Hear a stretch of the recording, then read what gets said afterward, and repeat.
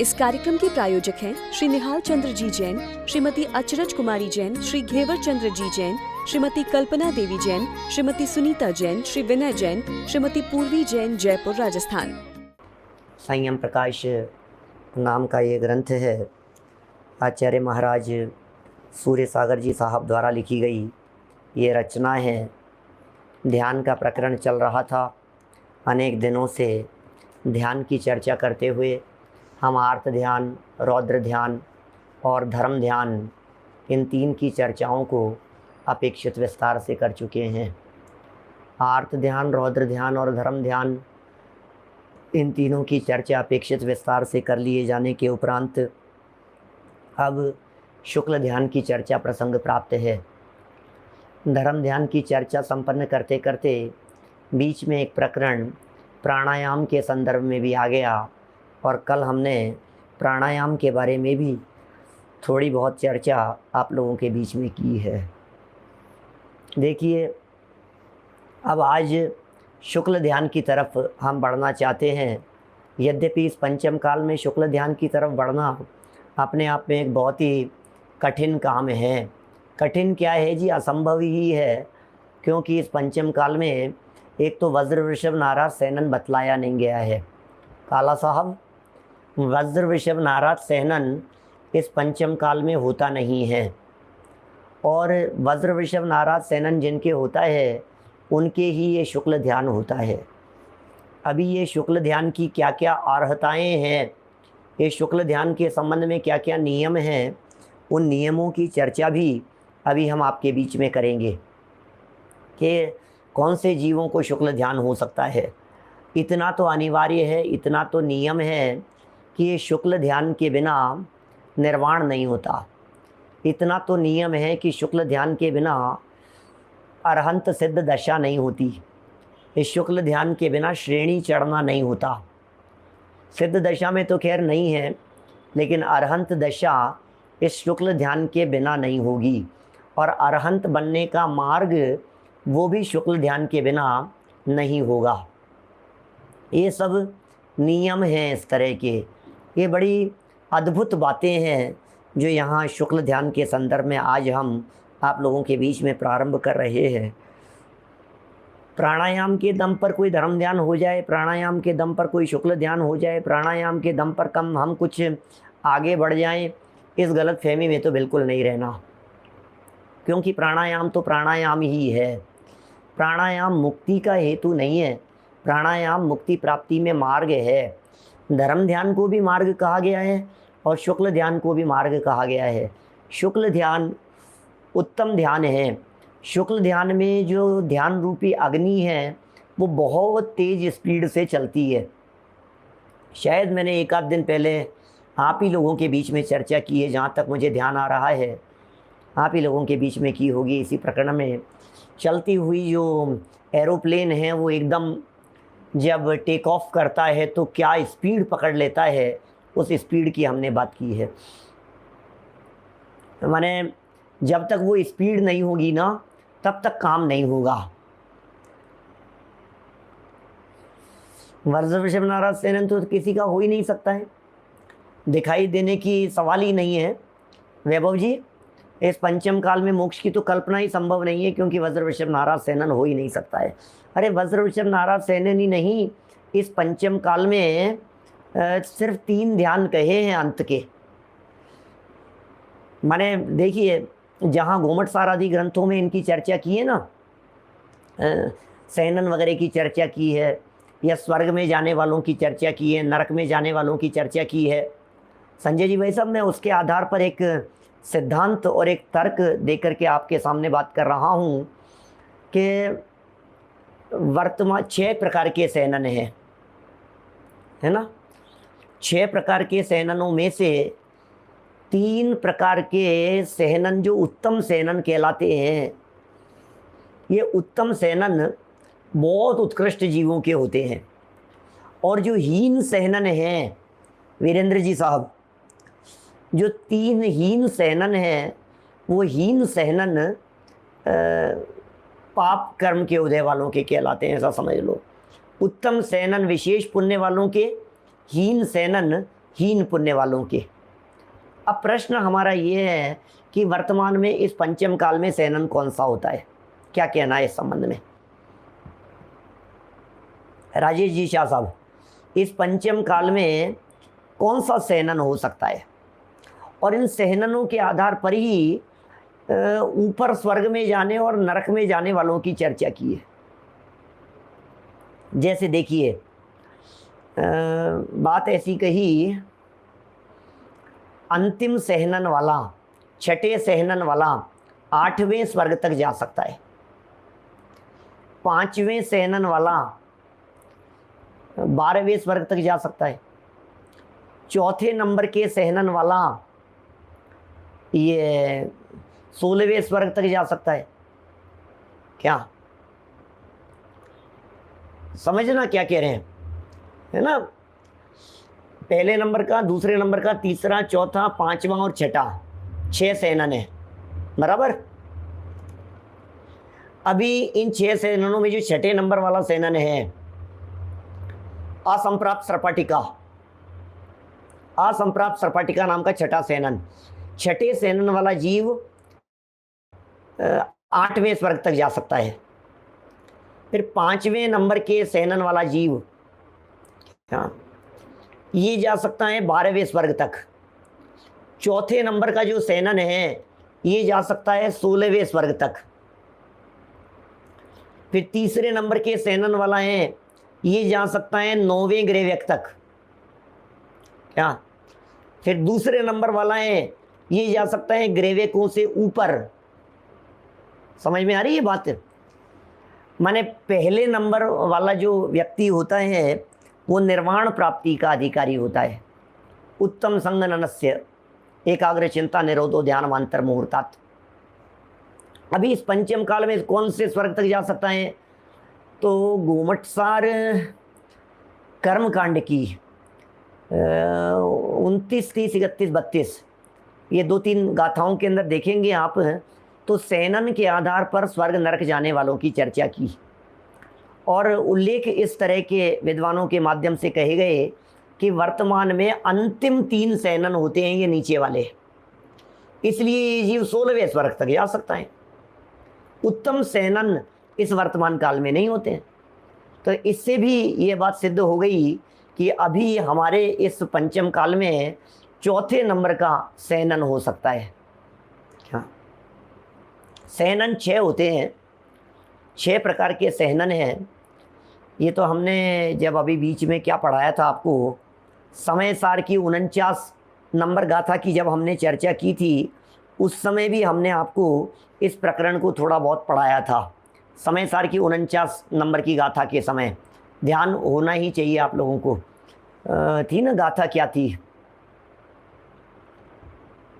अरसमरूवम गंधम अवत्तम चेदना गुणमसदम जानलिंग गहणम जीवम निर्दिष्ट संठाणम।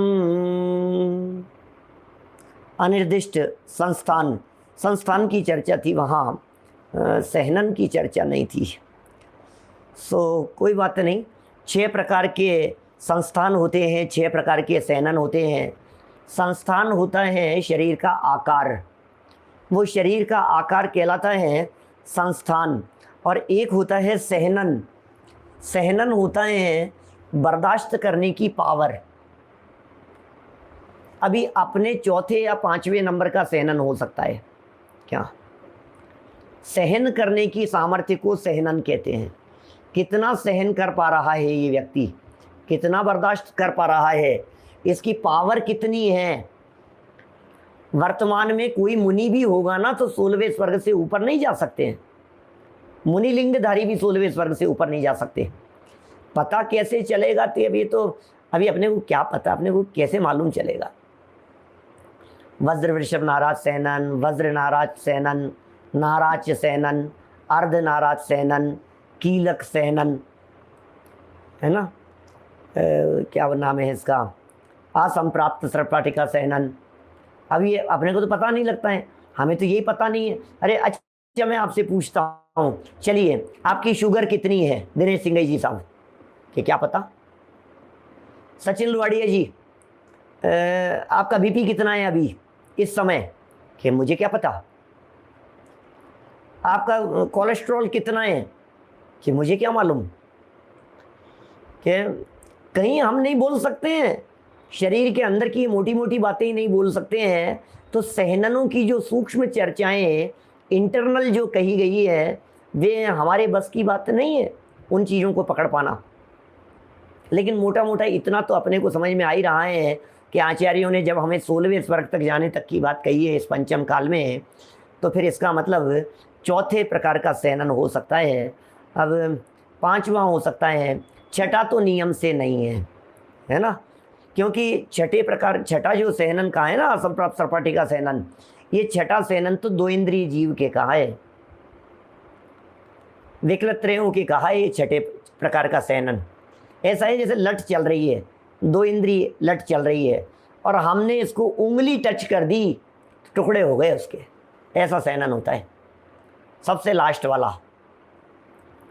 लास्ट वाला सहनन इतना कमज़ोर होता है, उंगली टच करने मात्र से टिक टुकड़े हो गए।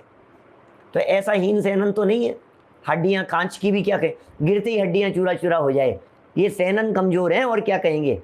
अभी आजकल कितनी चर्चाएं करते हैं लोग कि ये पंचम काल चल रहा है साहब, पंचम काल के अंदर तो सहनन बहुत कमज़ोर है, इस पंचम काल के अंदर ऐसा सहनन भी तो नहीं है, मुनि बनने जैसी योग्यता भी तो नहीं है, इस काल के अंदर कहाँ इतनी उत्कृष्टता, ऐसी बातें करते हैं, सहनन की चर्चाएं करते रहते हैं लोग।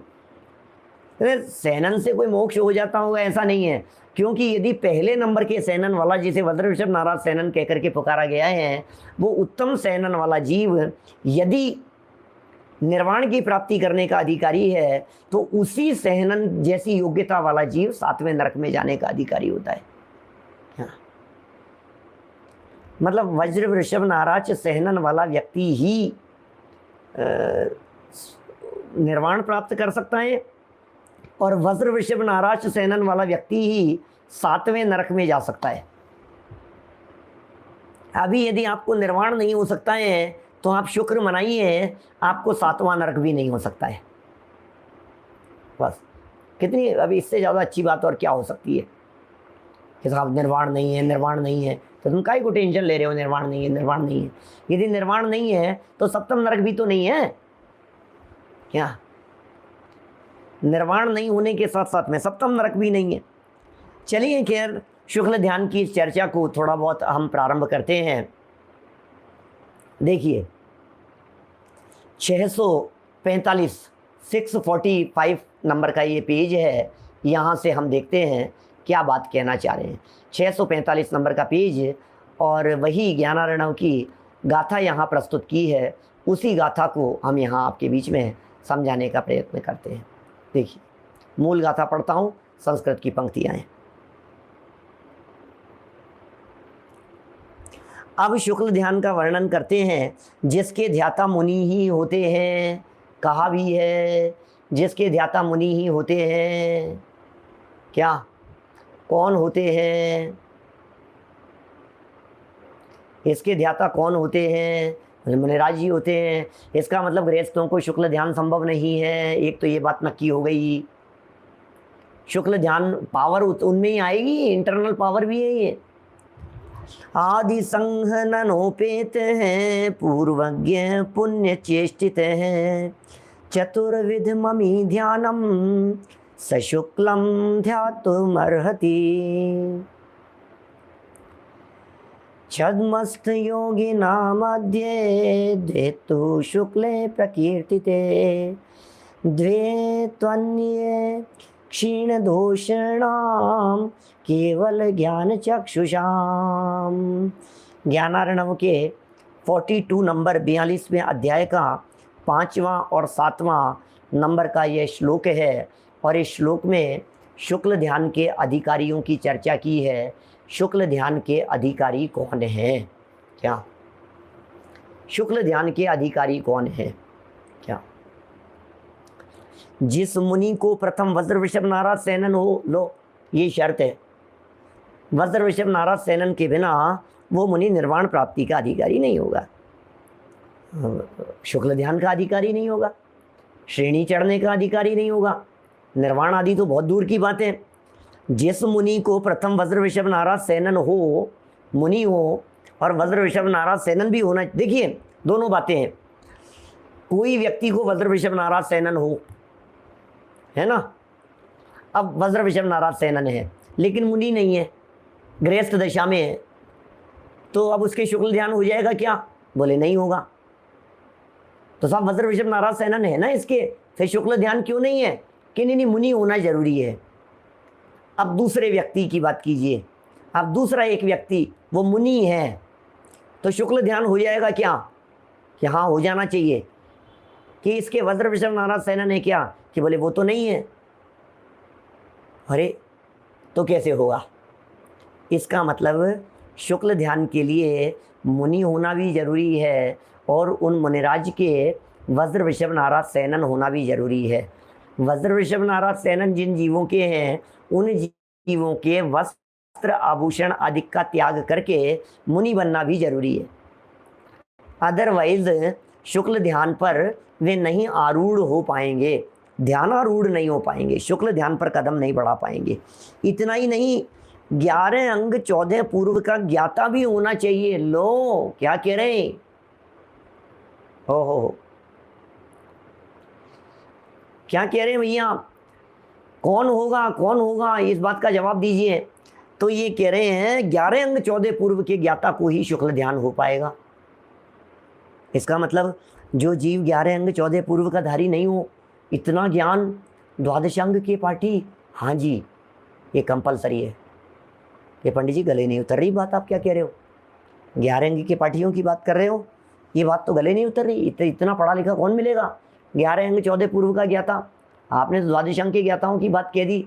ये द्वादश अंग के ज्ञाता तो हमारे को यहाँ नहीं मिलेंगे, संभव ही नहीं है।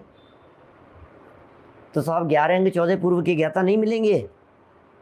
सुनो भाई, 11 अंग 14 पूर्व का ज्ञान बाहर का ज्ञान नहीं है, तुम क्यों चिंता करते हो? जब ये जीव श्रेणी चढ़ने के सन्मुख होता है तो ये जीव अपने आप ही 11 अंग 14 पूर्व का पाठी हो जाता है क्या? अपने आप ही जीव 11 अंग 14 पूर्व का पाठी हो जाएगा। संदीप सोगानी जी, माने जब जीव ये है श्रेणी चढ़ने के उन्मुख हुआ, हमारे उमा स्वामी आचार्य देव ने तत्पर सूत्र में एक श्लोक दिया है, सूत्र दिया है। उन्होंने कहा है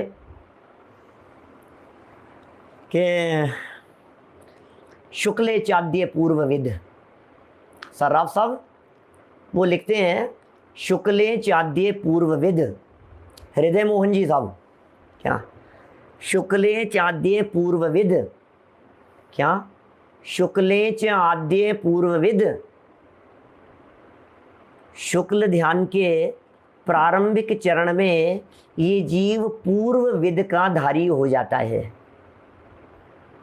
अरे श्रेणी चढ़ने का मतलब, श्रेणी चढ़ने का मतलब जानते हैं कि आप क्या है? श्रेणी चढ़ने का मतलब है कोई बहुत तेज गति से तूफानी वेग से कदम बढ़ाना। श्रेणी चढ़ना कोई मजाक समझ रखी है आपने? श्रेणी चढ़ना क्या होता है? जब ये जीव बहुत तूफानी वेग से कदम बढ़ाता है, बहुत तूफानी वेग से कदम बढ़ाता है, जब ये जीव श्रेणी चढ़ने के उन्मुख होता है, तो अंदर में जब शुद्धोपयोग होता है, शुद्ध परिणति होती है, वीतरागता की अभेद अखंड रूप से रीति से धारा चलने लगती है, तो कर्म ऐसे झड़ते रहते हैं। कर्मों के ऐसे लेपड़े लथेड़े, क्या कहो शब्द आप पुरानी भाषाओं में इस तरह के जो बोलते हैं, एकदम उसके पपड़ियाँ की पपड़ियाँ कर्मों की उतरती है, ऐसे झड़ते हैं, ऐसे झाड़ दो जैसे झड़ते रहते हैं, ऐसे कर्म उतरते रहते हैं। कमल जी बोरा साहब ऐसे उतरते हैं, ऐसे कर्म ऐसे वो जैसे बहुत लंबे समय से नहीं नहाए हुए व्यक्ति के हल्दी का लेप करने पर जिस तरह से हल्दी चढ़ाते हैं तो उतरती है ना, वो मैल उतरता है जिस तरह का, ऐसा मैल परतें, ये सही शब्द दिया पांडे साहब, योगेश जी, ये आपने बहुत सही शब्द दिया। परतें उतरती है, परत, एक परत उतर गई, फिर परत उतर गई, फिर परत उतर गई। अब चूंकि ज्ञान के ऊपर आवरण था, अपन क्या कह रहे हैं, ज्ञान के ऊपर आवरण आया हुआ था, अब इसलिए ज्ञान कम होता था। अब फर्स्ट लेयर उतर गई, सेकंड लेयर उतर गई, तो अंदर से जो जानने की जो योग्यता थी वो विशेष बढ़ गई। फिर एक लेवड़ा और उतर गया, है ना, एक लेयर उसकी और उतर गई, एक लेवल और उतर गया। तो बोले अब क्या हुआ? अब बोले पतला सा आवरण रह गया। तो अंदर जो ज्ञान का प्रकाश था, ये अंदर ज्ञान का प्रकाश और अधिक तेजी से बाहर निकलने लगा, ज्ञान और तीव्र हो गया। ज्ञान कैसे तीव्र होगा? ज्ञान की तीव्रता कैसे होगी? बोले ज्यों ज्यों ऊपर का आवरण हटता जाएगा त्यों त्यों ये तीव्रता इसकी बढ़ती चली जाती है, त्यों त्यों इसकी तीव्रता बढ़ती चली जाती है, ज्ञान का विकास होता चला जाता है। अब चूंकि चौथे गुणस्थान वाले की बहुत निर्जरा हो रही है, पांचवें वाले की बहुत निर्जरा हो रही है, छठे सातवें गुणस्थान वाले की बहुत निर्जरा हो रही है, गुण श्रेणी निर्जरा हो रही है, स्टेप बाय स्टेप अंतर मुहूर्त समय समय प्रति असंख्यात असंख्यात गुणी क्रमशो असंख्येय गुण निर्जरा असंख्यात असंख्यात गुणाकार रूप से निर्जरा हो रही है। आप कल्पना कर सकते हैं गुणाकार असंख्यात निर्जरा का मतलब क्या होगा? जब गुणाकार रूप से असंख्यात असंख्यात गुणित होकर के जब निर्जरा होती रहती है, जैसे पहले दिन 5, फिर दूसरे दिन 25, फिर तीसरे दिन 25 को 25 से मल्टीप्लाई करो, ओहो 625, क्या बात कर रहे हो? फिर 625 को 625 से मल्टीप्लाई करो, अब उनको कैसे कैसे मल्टीप्लाई होता चला जाता है। ये असंख्यात असंख्यात गुने की बात समझो, सीधा सा मत पड़ो इस चक्कर में। पहले समय जितनी निर्जरा उससे असंख्यात गुनी ज़्यादा दूसरे समय में, फिर उससे असंख्यात गुनी ज़्यादा तीसरे समय में, उससे असंख्यात गुनी ज़्यादा चौथे समय में, उससे असंख्यात गुनी ज़्यादा। क्या क्या कर रहे हो भाई साहब? समझ में आ रही है बात? आप कर क्या रहे हो? समझ में आ रही है? दिमाग के बाहर से जाती है बातें, हमारे कल्पना के बाहर चली जाती है, दिमाग के बाहर चली जाती है बातें। जो कर्म का आवरण आया हुआ था वो आवरण ऊपर से उतरने पर यदि ज्ञान का विकास ऑटोमेटिक इतना हो गया कि ये जीव द्वादशांग का पाठी हो गया, तो इसमें कौन से आश्चर्य की बात है? कई बार इस तरह का प्रश्न उठता है और समाज में इस तरह की चर्चाएं चलती हैं। हमारे कर्णानुयोग के विशेषज्ञ विद्वान कई लोग मानने को तैयार नहीं होते और मुझे इसमें कोई बाधा नज़र नहीं आती। महाराज साहब यहाँ लिख रहे हैं, शुक्ल ध्यान के काल में इन्होंने तो यही लिखा है जो बात मैं समझता हूँ, मेरे मंतव्य का पोषण किया है। यहाँ ये लिख रहे हैं 11 अंग 14 पूर्व का ज्ञाता हो जावे वही शुक्ल ध्यान का अधिकारी है। इसका मतलब हर शुक्ल ध्यान चढ़ने वाला व्यक्ति 11 अंग 14 पूर्व का पाठी होता ही होता है, ये अर्थ निकला इसका। अब हमारे कई व्याख्याकार विद्वान जो हैं जिनसे हमारी चर्चाएं होती रहती है, पुराने समय में 20-25 सालों में कई बार जब ये प्रकरण उठा तब सामने से कईयों ने स्वीकार भी किया, अनेक लोगों ने माना इस बात को कि हाँ ठीक है, हाँ ठीक है, होती है, नियम से होती है, शुक्ल चाद्य पूर्वविद। और इस सूत्र की व्याख्या करने में भी इस तरह की बातें कई उठी, राजवार्तिक में, श्लोक वार्तिक में, सरवार सिद्धि में, कि इस सूत्र का क्या अर्थ लगाना चाहिए। क्या शुक्ल ध्यान के प्रथम 2 चरणों में नियम से द्वादश अंग का ज्ञान हो जाएगा? कि हाँ हो जाएगा, ये हमारा कहना है, ये भी यही कह रहे हैं, ऐसा है। अब कुछ विद्वान जो नहीं मानते हैं वो तर्क क्या देते हैं जरा सुनिए। राजकुमार जी अजमेरा साहब वो तर्क ये देते हैं कि शिवभूति मुनिराज उनको कैसे हो गया। तो मैं कह रहा हूँ शिवभूति मुनिराज, बोले शिवभूति मुनिराज को ज्ञान कम था और शिवभूति मुनिराज को ज्ञान कम होने पर भी वे शुक्ल ध्यान की श्रेणी पर चढ़ गए, तो इसका मतलब कम ज्ञान वाला भी चढ़ सकता है। अरे भाई, शिवभूति मुनिराज को ज्ञान कम था, कौन सी भूमिका में कम था? क्षयोपशम कम था, कौन सी भूमिका में कम था? जब वे श्रेणी चढ़ने के उन्मुख हुए, जब सप्तम गुणस्थान के दूसरे चरण में आ गए, जब 8वें गुणस्थान तक पहुंचने की स्थिति हो गई, तो नियम से उनके अंदर में इतनी कर्मों की निर्जरा हुई ही होगी कि वे द्वादश अंग के ज्ञाता हो गए। इस कार्यक्रम के प्रायोजक हैं श्री निहाल चंद्र जी जैन, श्रीमती अचरज कुमारी जैन, श्री घेवर चंद्र जी जैन, श्रीमती कल्पना देवी जैन, श्रीमती सुनीता जैन, श्री विनय जैन, श्रीमती पूर्वी जैन, जयपुर, राजस्थान।